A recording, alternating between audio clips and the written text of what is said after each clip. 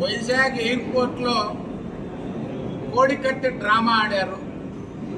5 సంవత్సరాలు ముఖ్యమంత్రిగా ఉన్న వైఎస్ జగన్మోహన్ రెడ్డి తన మీద హత్యా ప్రయత్నం జరిగిందని చెప్పుకున్న జగన్మోహన్ రెడ్డి తన కేసుని విచారించుకోలేని అసమర్థుడు వైఎస్ జగన్మోహన్ రెడ్డి.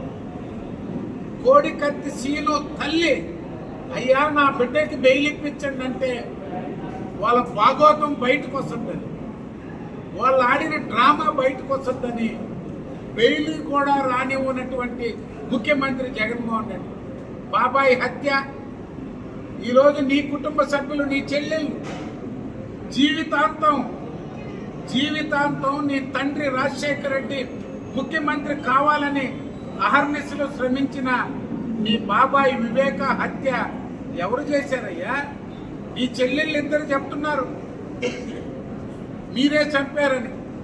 రాష్ట్రం కూడా ఎక్కువస్తుంది, దేశం కూడా ఎక్కువస్తుంది. మళ్ళీ కొత్తగా గులకరాయి గులకరాయితో హత్య చేయబోయారంట జగన్మోహన్ రెడ్డి గారిని. కరెంట్ ఆపించుకొని రాయితో ఆయనే కొట్టుకున్నట్టున్నాడు. నేను విజయవాడ కమిషనర్ రాణా అని అడుగుతున్నా, నీకు ఐపీఎస్ రద్దు చేయాల రానా? ఏం మాట్లాడావు నువ్వు?